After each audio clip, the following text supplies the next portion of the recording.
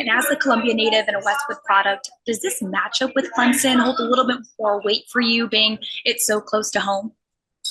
Um, just the fact that it's in South Carolina, it holds a lot of weight for me. Obviously being from Columbia, I grew up closer to the Gamecocks and stuff. But just being in Columbia, it's a lot of button heads with Clemson and South Carolina. So I mean, it's always a good matchup when I get to go home. And I want to talk about the matchup more, but I do have to hear your take on your 83-yard touchdown from last week. Can you just walk me through that play and what made that possible?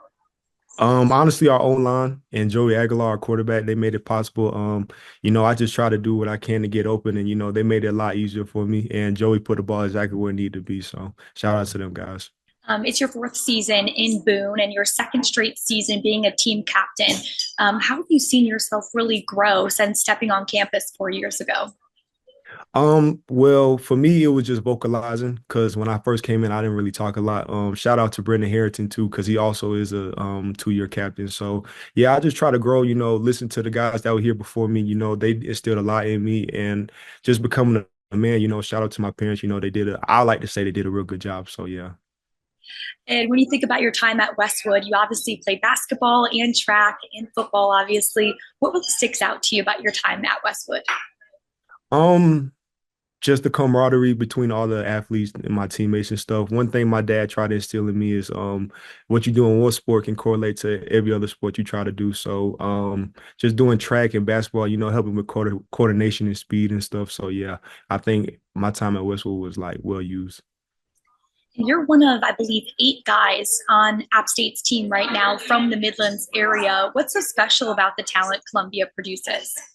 South Carolina just produces dogs, Midlands, everybody, it's always competition down there. When I was there, even before I was there, and even when I'm after I'm was gone. So it's just a lot of competition coming from that area. And we try to produce people every time. So Well, looking a little bit more at this matchup, obviously Clemson is 0-1. You guys picked up your first win last week. What do you really look forward to in this matchup? just the atmosphere, being in Death Valley. I mean, everybody know how the atmosphere is, especially being at night. So, we coming in with our heads held high. They're coming in, looking to get some get back, especially coming from a tough loss from Georgia. But our biggest thing is, we aren't coming in for more victories. Coach Clark tries to preach it to us every day. We don't come in there for more victories, and if that's the case, you might as well stay home. So, big thing is, second place is first loser. So we trying to go in there and get a win. Obviously, as a wide receiver, you're going to be going up against a really tough defense. Clemson's known for stopping a lot of people. I guess what challenges do the Tigers pose for you defensively? Um, you know, they're a great team, on both sides of the ball, especially their defense. But my job and as well as everybody else on offense is just to stick to our keys and do what we know we have to do to get the victory.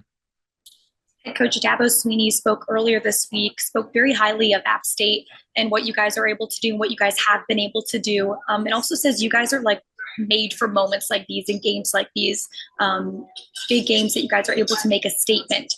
Is that true? Yes, of course. I mean, if Dabo Sweeney's saying it has to be true, right?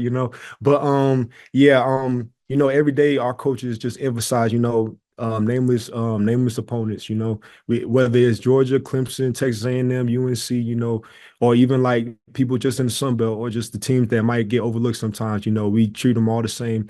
Our job is to win the game and just do whatever it takes to get that victory.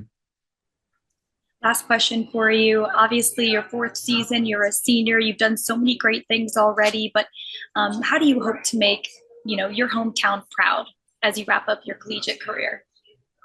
I mean, just doing what I can to just make sure they love and support what I do. I like you said, I've had a couple big moments, but I want to be known as a big time receiver that a lot of kids look up to. When I go home, I try to train with some young guys, so I just want to be that guy that can let them understand that you can do it. Anything's possible if you put your mind to it, and just make sure you have a good support system with you and keep your faith. Keep God first.